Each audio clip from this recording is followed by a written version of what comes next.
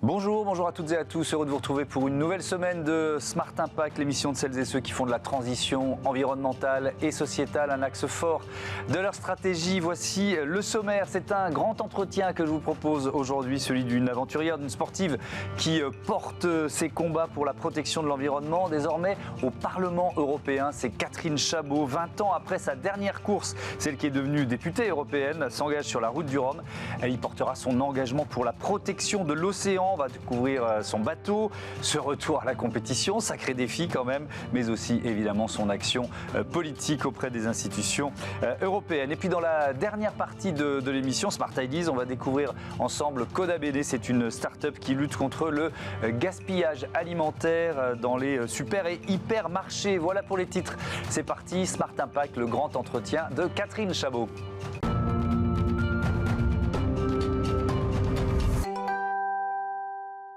Elle est avec nous en duplex en visioconférence. Catherine Chabaud, bonjour, bienvenue. Merci d'avoir accepté notre invitation. On va évidemment longuement parler de votre action au Parlement européen, de votre bilan sur ce nouveau rôle politique après 3 années à Strasbourg. Mais d'abord quand même cette route du Rhum. Pourquoi ce retour à la compétition ?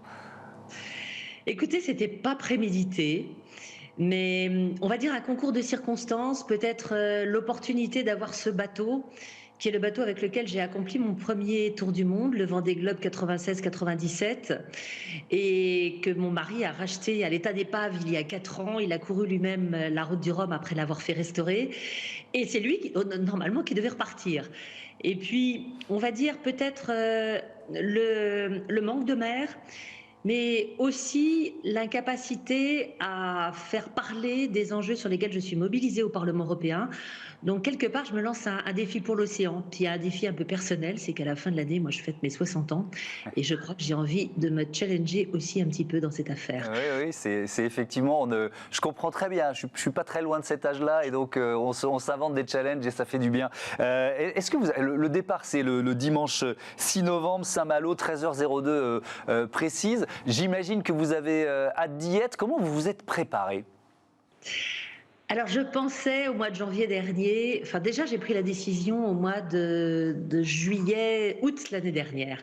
Et je pensais au mois de janvier, je me suis dit, j'ai 10 mois devant moi, je serai en super forme, etc. La réalité, c'est que j'ai un agenda au Parlement européen qui est complètement fou. Enfin, on bosse quand même au Parlement européen.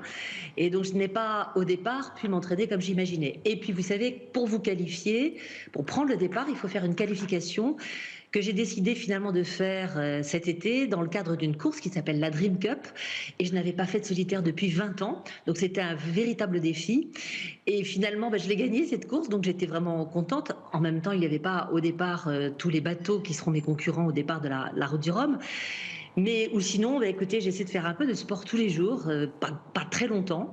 Je fais un petit peu de pilates, je fais des étirements, je fais un peu de gainage, etc. Je me consacre 20 à 30 minutes tous les jours, tous les matins. J'ai fait une petite préparation diététique.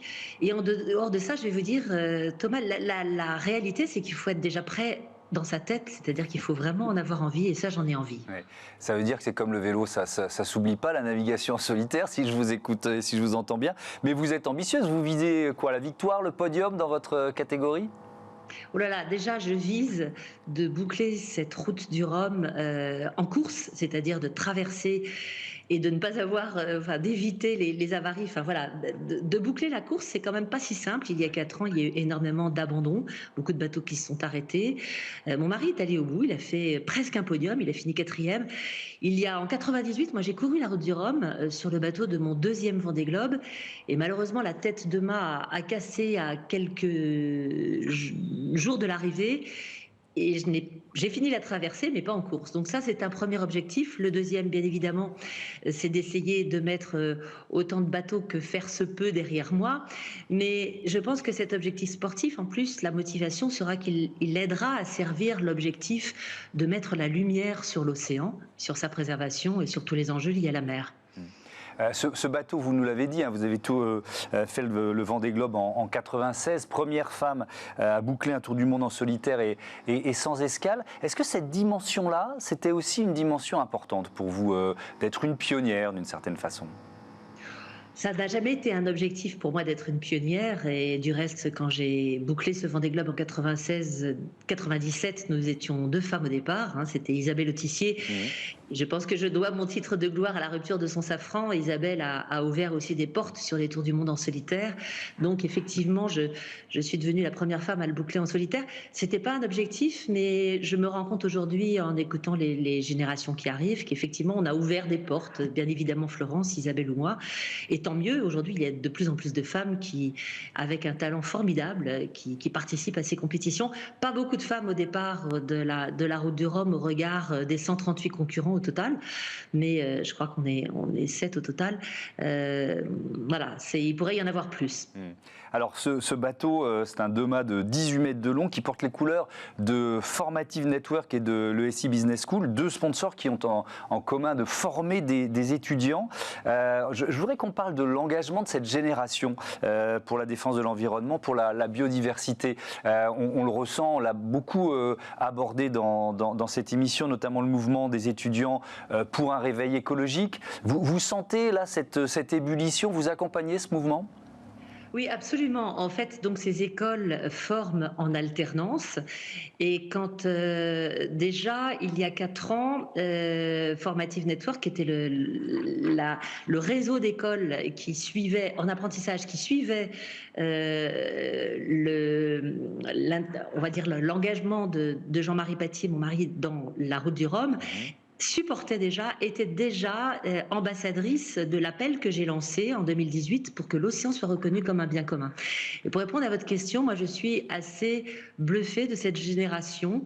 Alors les étudiants que je rencontre dans ces écoles, mais aussi ceux qui m'accompagnent au Parlement européen, c'est plus des étudiants, ce sont des jeunes. J'ai également dans Ocean as Common une équipe de jeunes qui mènent toutes les actions de mobilisation du public, et je suis bluffée aussi par l'engagement. Et puis au niveau européen, il y a un réseau qui s'appelle Youth for Ocean, qui a été créé par la Commission européenne, avec lesquels nous avons organisé une manifestation, une conférence à Lisbonne dans le cadre de la conférence des Nations Unies pour l'océan. Et effectivement, moi alors en général, les jeunes sont bien évidemment mobilisés sur l'environnement, en particulier sur l'océan, et moi je reçois énormément de candidatures de jeunes qui veulent faire des stages au Parlement européen et qui me disent « moi je suis vraiment mobilisée, j'ai envie de me mobiliser pour l'océan ». Alors vous nous l'avez dit, effectivement votre bateau sera l'ambassadeur de Ocean as Common, l'appel pour l'océan bien commun de l'humanité. Si on détaille un peu, est-ce que vous pouvez nous expliquer la démarche? Elle n'est pas nouvelle, hein, Ocean as Common, ça fait plusieurs années. Oui, ça fait maintenant ça fait 4 ans et demi. En fait, cette notion, pour comprendre, en fait, il n'y a qu'un océan sur la planète. On parle des océans, mais la réalité, c'est qu'ils sont tous connectés, il n'y en a qu'un seul. Et aujourd'hui, plus on le connaît, plus on mesure tous les bienfaits qu'il apporte à l'humanité. L'océan fournit la moitié de l'oxygène que nous respirons. Il capte un tiers de nos émissions de gaz à effet de serre. Il absorbe énormément, 93% de la chaleur due à nos émissions. C'est-à-dire que s'il n'y avait pas l'océan, la planète serait beaucoup plus chaude. Il nous nourrit, bien évidemment. Vous savez que vous avez 3 milliards d'individus sur Terre qui ne trouvent leurs ressources en protéines que de la mer. L'océan, c'est aussi par l'océan que transitent nos marchandises. C'est aussi un réservoir d'énergie. On développe des énergies marines. Et puis là, on découvre depuis quelques années, notamment au travers d'expéditions comme celle de Tara ou autres, on découvre des richesses génétiques avec lesquelles ces molécules que l'on découvre, on fabrique aujourd'hui des médicaments, notamment contre le cancer et bien d'autres choses. Il y a des brevets qui sont déposés. Et du reste, il y a une espèce de course, c'est un nouvel Eldorado, et en ce moment se négocie au niveau des Nations Unies un traité pour que l'océan soit préservé, ses richesses soient partagées, etc. Et donc, au travers de cette notion de bien commun, nous essayons d'appeler la mobilisation de la responsabilité individuelle et collective. Je vais vous raconter une chose. En 91, moi j'ai traversé l'Atlantique pour la première fois, c'était avec la Mini Transat en solitaire, et en plein milieu de l'Atlantique, j'ai vu des déchets. C'était il y a 30 ans, Thomas. C'était des déchets en mer, vous en entendez parler depuis quoi, 10 ans, 15 ans? Et donc à ce moment-là, je me suis pas dit où sont les affreux pollueurs. Moi, je me suis dit, mais comment en est-on arrivé là collectivement et qu'est-ce que moi je peux faire? Et en fait, ce qu'on essaie de mobiliser au travers de cette notion de bien commun, c'est qu'on a tous notre part à faire pour on va dire la restauration, la régénération. Et pas uniquement ceux qui vont en mer, pas uniquement ceux qui habitent au bord du littoral, ceux aussi qui sont en amont des bassins versants.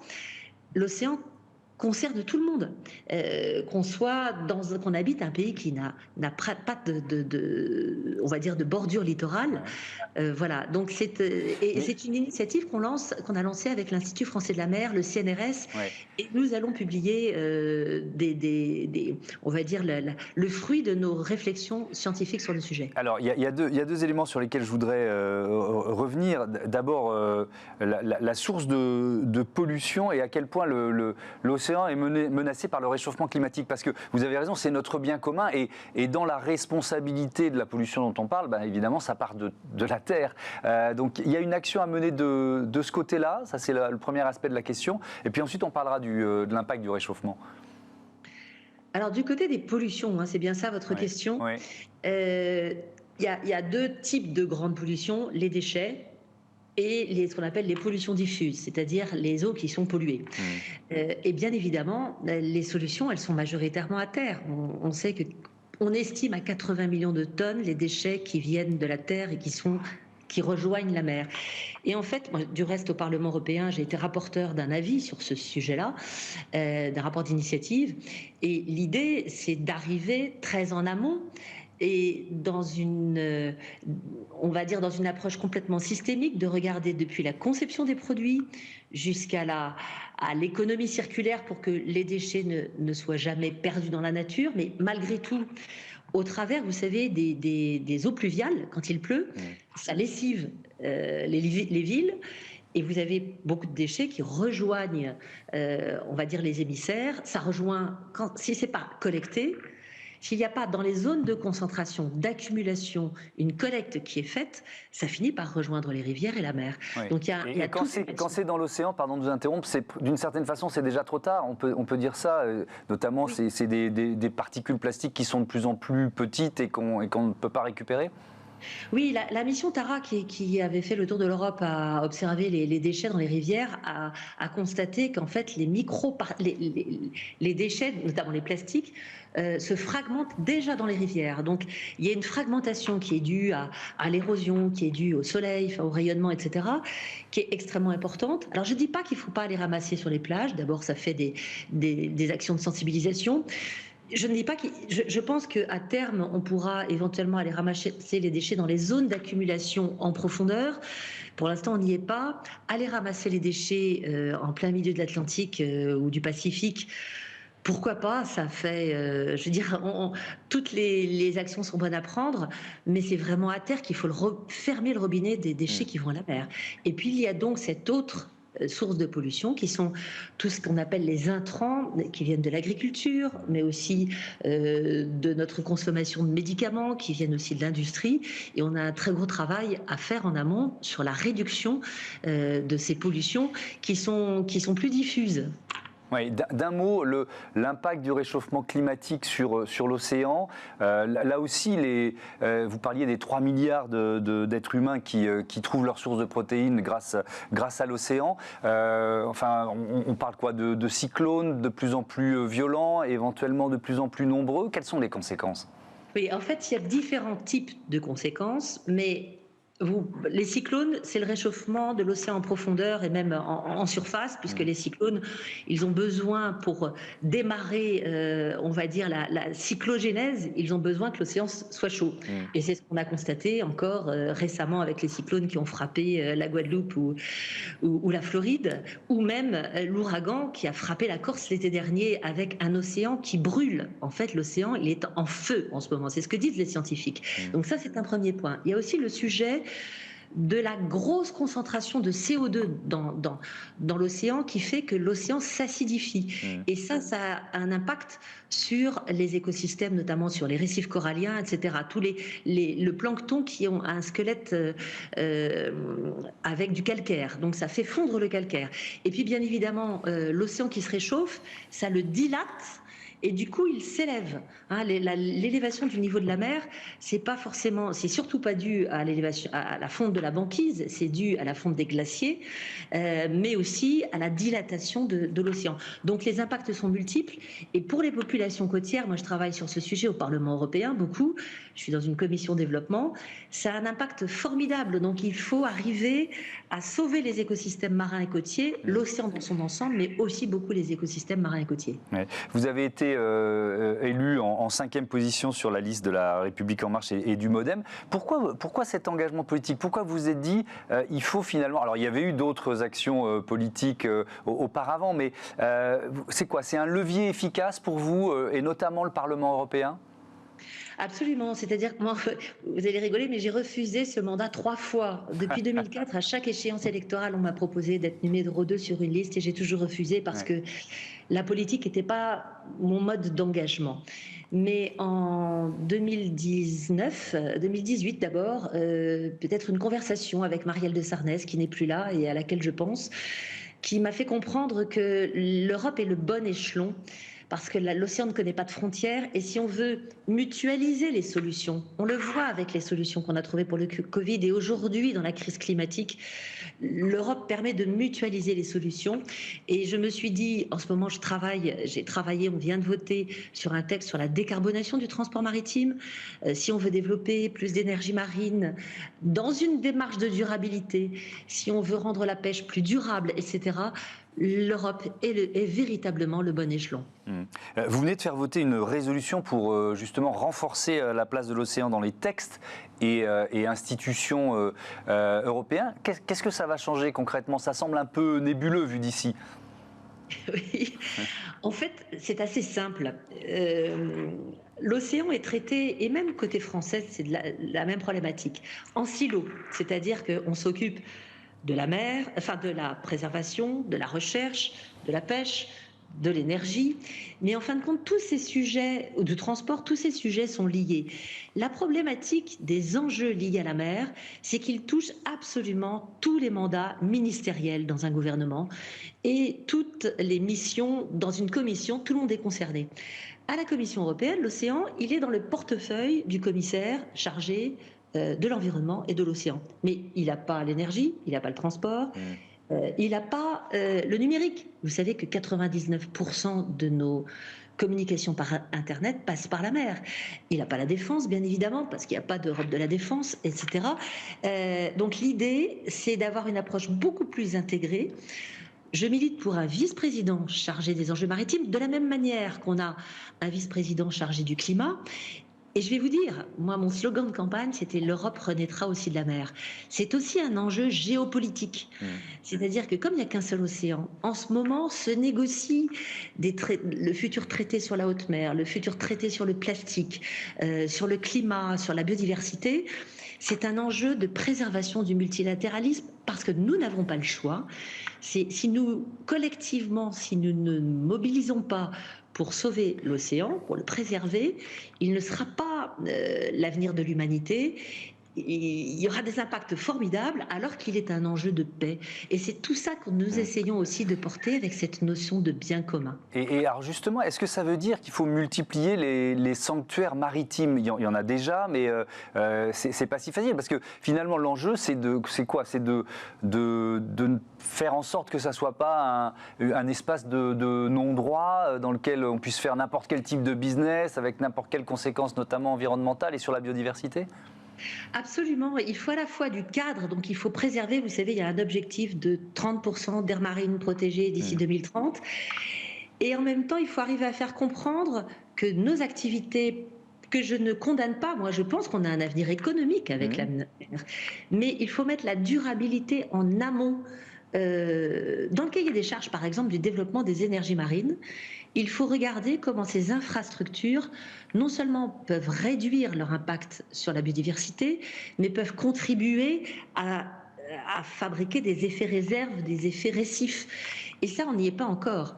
Et donc, il faut effectivement préserver et essayer de comprendre, et c'est tout l'enjeu en fait de ma mobilisation depuis 20 ans, et notamment depuis le Grenelle de la mer. Moi, je suis une enfant du Grenelle de la mer. C'est vraiment une démarche formidable qu'on a connue en France, à l'initiative de Jean-Louis Borloo. Moi, je pense qu'on peut lui rendre hommage.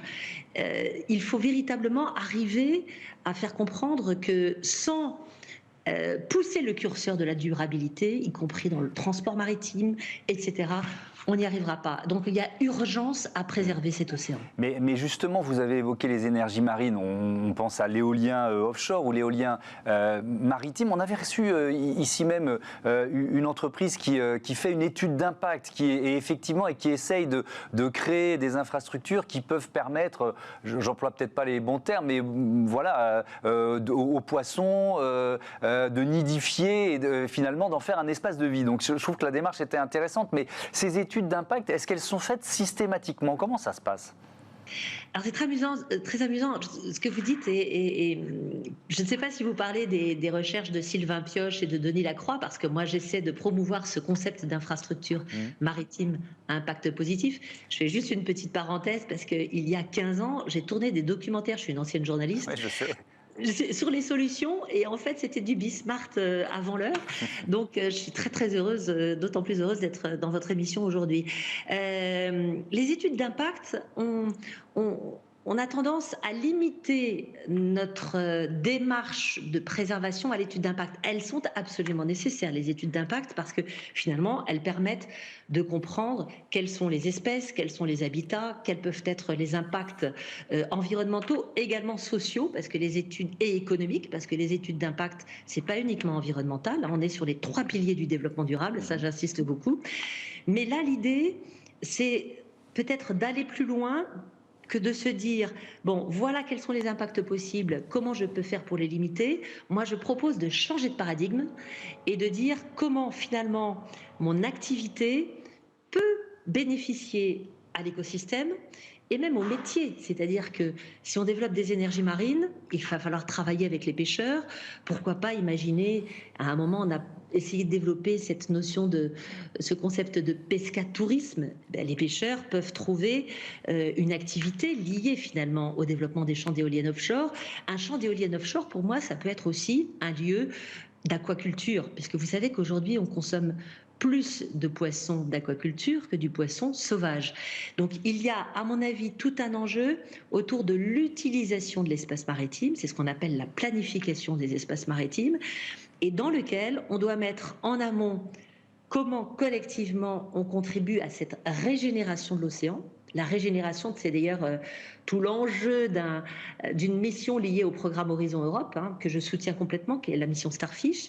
Donc il y a cette idée que collectivement on peut régénérer. Alors vous allez me dire, je suis peut-être très optimiste ou très utopiste dans cette affaire. Moi, je crois à la capacité, à chaque fois qu'on a mis en œuvre des solutions de régénération, la biodiversité repart. Eh ben, on va terminer là-dessus. Merci beaucoup, Catherine Chabot. Bon vent.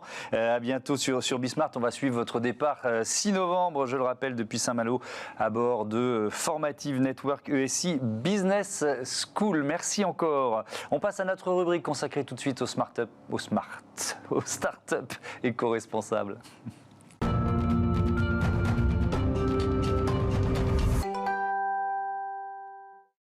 Bonjour Margot Cornu, bienvenue. Vous êtes la fondatrice de Coda Bene. Vous l'avez créé en mai 2019. C'est quoi l'idée de départ? Racontez-moi. Alors bonjour, merci beaucoup pour votre invitation. Alors effectivement, Coda Bene a été créé en 2019, mais l'idée il y a quelques années auparavant. Ouais. Donc ça a été...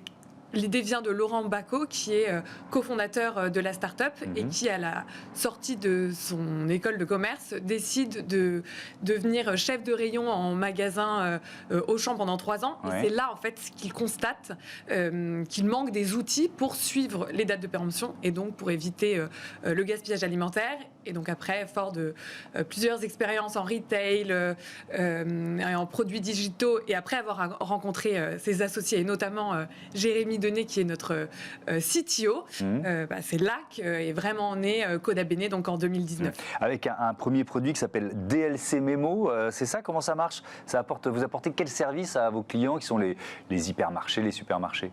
Exactement. Alors DLC Memo, c'est une application. Donc c'est la solution leader de la gestion digitalisée des dates de péremption, qui est déployée dans 1000 magasins. Donc c'est des supermarchés et des hypermarchés, mais c'est tout type de points de vente. Donc ça va du duty free aux petits points de vente de centre-ville type Monop, au magasin Naturalia, en passant effectivement par l'hypermarché. Oui, c'est toute taille de magasin, d'accord. C'est vraiment toute taille de magasin.